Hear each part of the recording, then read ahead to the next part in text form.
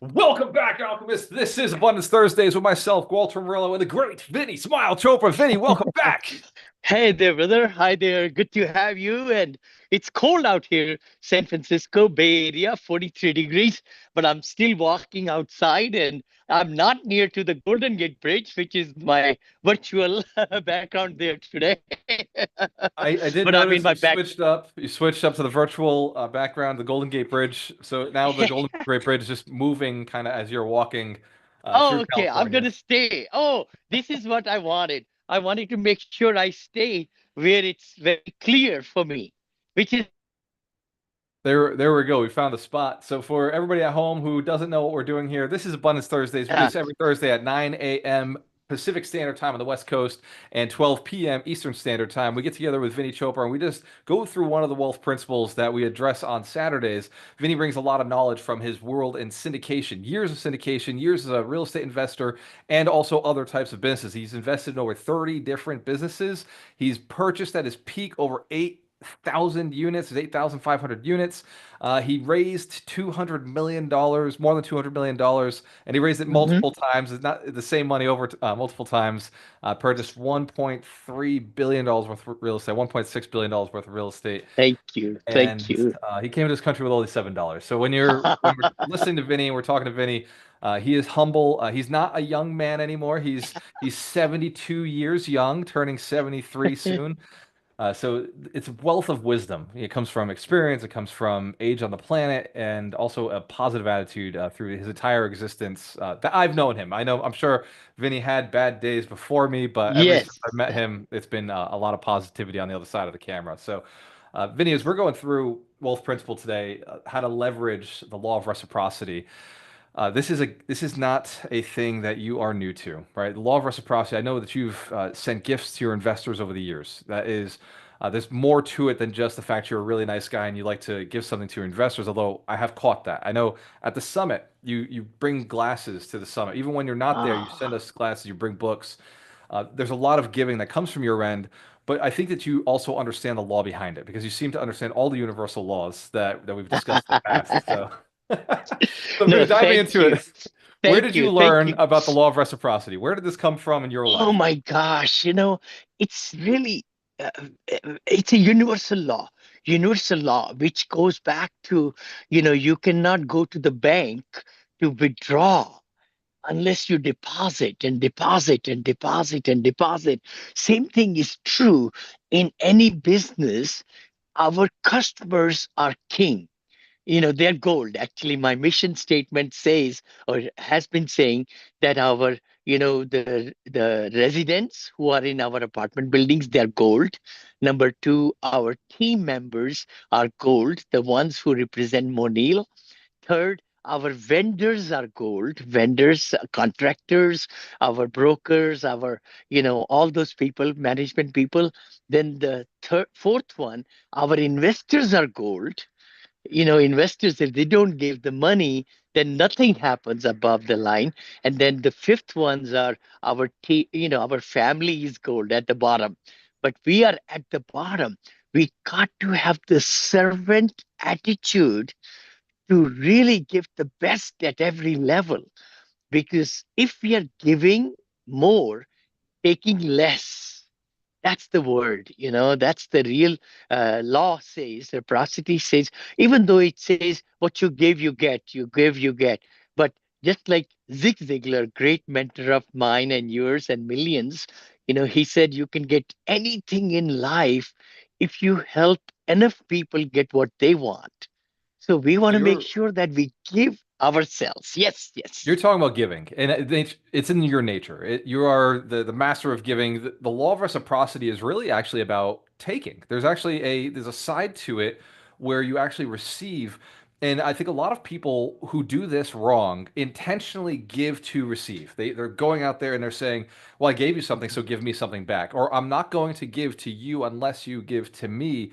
And Mhm, that's a cultural thing. I think it's also on some level a human who's been hurt by other people thing. I think there's a lot of people mhm, who have been taken advantage of, and so they get tough or they get rude or they get it almost seems stingy or greedy or kind of mhm. malicious in negotiations. How can you do the law of reciprocity from a good place, from a place where you're not doing it for this for just what you're going to receive, you're doing it because it's the right thing to do, and don't you get beat up with that sometimes? I mean, don't people take advantage of you when you're just giving from the bottom of your heart? Because I see it all the time. You're always giving from the bottom of your heart. You're always giving. You don't ever try to get anything back. And Mhm. I know you and I have had those conversations where it's like, hey, but how do I make something here? Like you have very intentionally done that. How do you know when it's the right time to do that? And how do you go into these with just the giving mentality and not run out of Very money good. or not run out of time or not run out of energy? Yeah, right, right. No, you're so right about it. You're right. Just like the law says, reciprocity, it's give and take, give and take. And actually, when we talk to our investors, just in my business, I always feel like I want to educate them. I want to teach them things that they didn't know and all that, and show them how to really vet the deal, what to look in the underwriting, and how to look at what cash on cash means or what IRR is. So by teaching, by giving them, they're giving back to us when there is a great deal that comes along and we approach them, then they are giving back. So many times the law of reciprocity doesn't work give and take instantly. It can take some time. When you give, then you get back, you know, and This that's the this a is good. very This is good good. point. So Yeah, yeah. there's Wow, you just went into a really deep space here, Vinny. So I got to break this down for everybody who's just jumping in. Vinny's talking about the law of reciprocity, this wealth principle 15. We're going to go deeper into it Saturday. We're getting a billionaire's perspective. And when I say billionaire, he bought $1 billion worth of real estate, right? He's Yeah. managed $1 billion worth of real estate at a single time. It's a lot of team, 150 people who are working for him, staff meetings every single Monday or once a week. So Mhm. as we're breaking down this, you just shared that there is a large amount of giving on the front end, and that sometimes you don't get it right away. You don't get back Yeah. right away, and you certainly don't get back everything you put out doesn't always come back. You get a portion of what you've put out because not everybody Yes. receives and brings back to you at the same degree. And I bet it doesn't happen right away, even in a month or in a year. Sometimes Yes. people invest with you 2, 3 years down the road because Mm-hmm. I've seen that in Mm-hmm. my career, and I know you've done this at a bigger scale. So we're talking about almost two different things here. The law of reciprocity can happen immediately in some cases, right? At Mm-hmm. McDonald's, they're nice to you. You give them money, Yep. they give you the Mm-hmm. burger, instantaneous burger, full Yeah. belly fast. But then in investing, it's you give them information, you give them an opportunity, and maybe it's 3, 6 months before the liquidity occurs, or it's 3 years before the liquidity occurs. That's farming. It's like hunt to kill, and then there's farming, and the law of reciprocity still happens at both degrees when it comes to, and this is one more thing for everybody who's listening, Vinny does coach, he does teach, and he does have people who pay him $100,000 for coaching, for one-on-one coaching. So when he's saying, "Hey, I'm teaching," and there's a value to it, it's not that he doesn't know. He's very aware of the value he's delivering to a person when he's coaching, but you don't charge your investors to coach them. You're not teaching for. No, You're no, not no. being paid by investors to teach them. You're literally teaching them at no cost. So you are delivering a tremendous amount of value, but without that charge of coaching fee, which a lot of coaches do charge, and you charge too for people who are not investing with you, Mm-hmm. but they want to learn how you do it.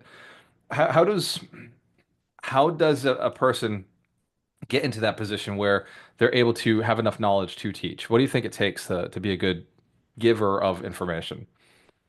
I'm glad you asked that question, Walter. The biggest thing is we need to look at what our service is, any kind of product, right? Any kind of entrepreneur, we have to see what situation or what problem are we solving. So when we take to the bottom of that, what our service or product is solving for the end consumer, we come to realize that many of the consumers many times don't know what the product is, and that's what it's the syndication, which is like people say, oh yeah, I want to invest in stock market, I want to invest in real estate, but in real estate also, it's to make sure that they fully understand the ins and outs of how legally they become part owner of the deal. A lot of people don't know that. So they become in the PPM, private placement memorandum, a little bit technical there, but they are the legal owner of on the title of the property.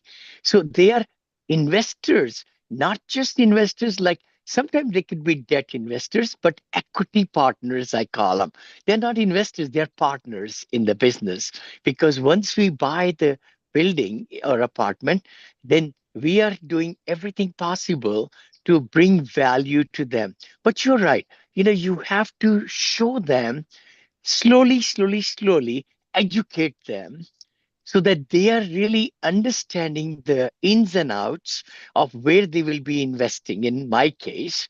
And I still do, I actually zoom, I record the zoom and then give them the link so that they could go back the presentation again one more time, or show it to their spouse or to their attorney or CPA, or to their pastor at church, things like that. People have really liked that because people want to trust you. They want to see who you are and make sure that you are fully behind what you are, trying to explain to them and everything. So there's a lot of value in education. There's a lot of value in Mhm. going all the way through. You've talked about giving first. You've talked about your core values. You talked about putting others first. You talked about making sure that there's a lot of professional value on the front end and receiving. I want to shift this to the other part of the law of reciprocity. How do we receive? How do you set it up so Mm. that all the giving does actually lead back? So you mentioned pastors in the church. I know anytime I've ever been in a church, they provide a message and then there's a basket that comes around. There's something that Yes. comes around. Now the little basket has a little QR code you can you can cash out. So the church has gotten more technical on how they receive, right? The technology is making it easier.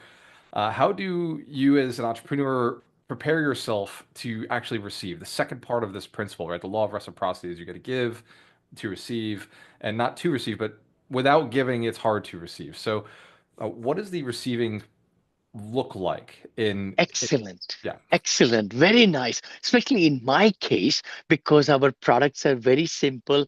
One is for teaching education and masterminds and all that, online academy. So people who really understand what the value our services bring, they will then, come into the fold. They will be ready. When they're ready, they will just reach out to my team or myself. Vinny, I'm ready to join your mastermind. So that's where it comes back. Like you said, sometimes people may take time to make decisions. We should let them. I mean, we do want to be closing them, always be closing, ABC, we call it, right? Always be closing. But at the same token, you want to give them time to understand the value they will get, how quickly they will scale up, how can they use all the tools that it took me 30 years to put together, all that. Similarly, reciprocity with the investors come when there is a killer deal, a deal in hotel or senior living or multifamily, which we vet it out. We don't bring them every day.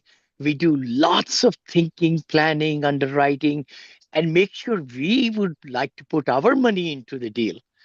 And then we package it together and then we show it to the investors who have built trust with us. So that's when they click the button and then they say, you know what, Vinny, I want to put 200,000 with you or 500,000 with you. So it does come back. It could come back in a month in my case, or 6 months or a year.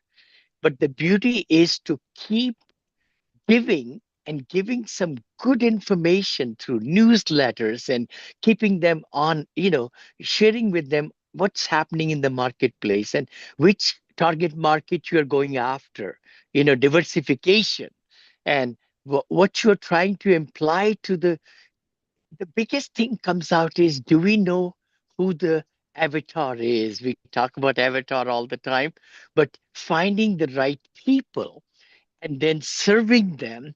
That's the law of reciprocity. To increase your business or grow your company by leaps and bounds, we got to be working on giving, then getting, giving, and then getting.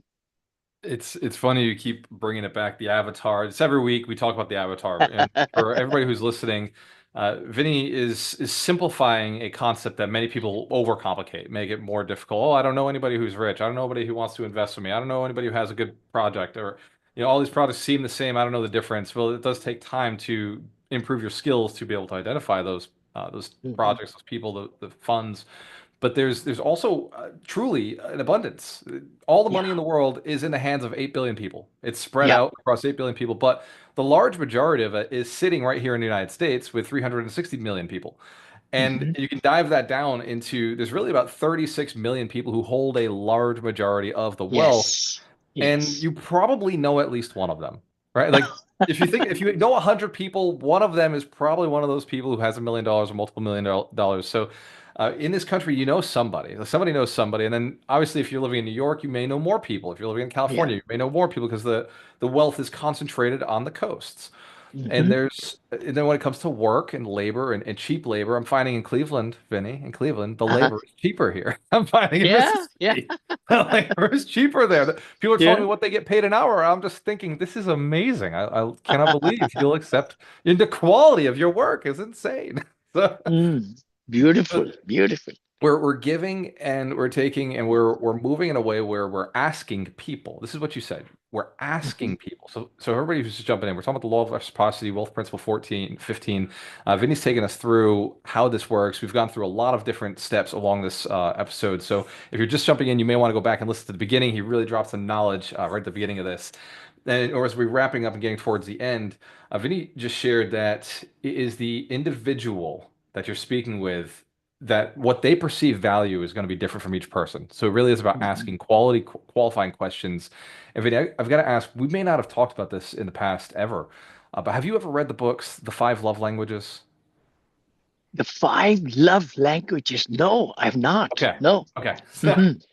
So one of those love languages is gift giving. So there's Ah. five love languages. One's acts of service, one's quality time, one's words of affirmations, one's physical touch, and the other one's gift giving. And Hmm. as we're listening to this, as I'm listening to you through this, I just keep thinking, oh wow, like Vinny's really hitting the five love languages. He's going through the five different ways that a person would perceive values. That's, love, value, we can interchange them. So Sure. this uh, concept of finding out what the person wants and delivering that value, Hmm. there is a simplified system for it. You seem to have it subconsciously. How did you get to the point where the first thing you do when you meet a person is try to find out what they perceive as valuable? Where did that instinct come from? I'm so glad you're saying that. You're bringing me back to corral. There is a word corral, Corral, in selling. In selling, what that means is every person is got some links. Like, for example, you want to find out established rapport is one of the segment. Then you want to find out where they have been, what kind of investments they have done. Then another one is who is the decision maker. That's another part of the chain. Who's the decision maker? Do we have everybody there? Then the other fourth one I remember is procrastination. That's in everybody's thinking. Is procrastination comes like that. And then the timing of the whole thing, that's the last one. And then you close. So once you're able to go through the whole process, and you want to set the stage also, that I'll be sharing with you some great knowledge today, but you may be ready for investment today or you may not be. That's okay. But the key thing is, please let me know if it really is what you might be interested in the future, or if you like it right now, let me know now too. So that way. But if you don't, that's okay. We'll still be friends. I remember this as the kind of script is coming in my mind, what I used to say. And, it's a good way to really help the people to close them out, because if it's the right product for them and they didn't sign up with you, it means something is wrong. Something is wrong. We should have that in the back of our mind. Where did I go wrong? How can I improve my PowerPoint presentation? Or what did I not talk about? Vinny, this is so valuable. You brought something up that's it's in the back of my head because I keep getting hit by salespeople constantly, right? Is the more I post on social media, the more you get wonderful, smart, intelligent people who are reaching out and saying, "Hey, I think I can help you with insert problem Yeah. that you presented," right? And Hmm. one of them was software. So I know you use AppFolio, you use it for a long time. I've always used Hmm. Buildium. So I I'm at that point where I probably won't make the switch to AppFolio right now because it'd be so costly for me to make that change. But in Hmm. the future, I probably will. But I Yep. made the mistake of calling the AppFolio guy and being like, "Hey, like I'm, kind of on the line. What do you think?" And now every week I'm getting that phone call. And so I just have to Yeah. be honest with him and be like, bro, like call me in 2026. Let me Yeah. get through 2025. I gotta Yeah. work with what I know, but and call me in 2026. And the Yes. reason I told him, and I'll tell you, the reason I want to switch to AppFolio is not because the software is better. It's because I can find more people who've worked on it. There's more staff who are Ah, comfortable with AppFolio. There's more support that I can hire more easily, sure. and Sure. and that's something that I think for every salesperson who's listening, every one of you is a salesperson. We're all salespeople. No matter what we're doing, if we're not making enough money, it's because we're not selling well enough. We're not selling the right product, or we're not selling to the right Yep. person. Simple Yep. enough. Hmm. And when you're listening to Vinny and you're listening to the words he's giving you, it's coming from a place of one, abundance. Two, he wants to give. The law of reciprocity is so deep inside of him. He doesn't even know when it's on. It's on at all times. He doesn't know how to shut it off. It's always going. So when you're listening, please understand it's the most valuable stuff he has, and that's what he's constantly putting out there. And the third part to this is as a salesperson, your income is 100% associated with the amount of work ethic you put into your project, into your Yep. business, into your field. And then by how many people, by who you're speaking to. So your work ethic is the first thing to look at. But if you're working as hard as humanly possible and you're not getting to the right results, it is then the client. Sure, for Yeah. sure, it is the Hmm. client is the next challenge. And you really broke it down pretty basically, Vinny, many times over these calls. The avatar. Who is your avatar? Who are they? Why are they? Hmm. You've done a great job with investors, right? You 730, I think, investors inside your Yeah. database, over 500 who've invested with you. What would you say is that number one complaint or concern that you're solving for that investor, right? Many of these families are net worth 5 million, 50 million, 100 million. What is, I think for me, for sure, it's very interesting. I'm always curious about people who are ahead of me. What is, what is that net worth problem, right? The bigger net worth, or the one that's more common out of your 500 investors that you really have a deep relationship with. What problem are you solving there? I'm so glad you're saying that. The biggest thing I find with the rich, rich, rich people, it's preservation of capital. That's the big thing. They want to make sure that where they're investing with whoever they're investing, they will get their principal back, first of all. Then the cash flow is king with them. They want to make at least 8% or so per year. And then the equity gain is gravy. What? That is true. I find that, they are saying if they can get 8, 10, 12% overall, even though sometimes we project 18, 20, I've given even 30% per year, you know, before. But the thing is, as the market changes, the accredited investors, they understand better, I see. And like there have been some cash calls, as you know, in the marketplace and all that. And we had one property we had to do cash call, small one, and people liked it, everything. We got readjustment of the loan.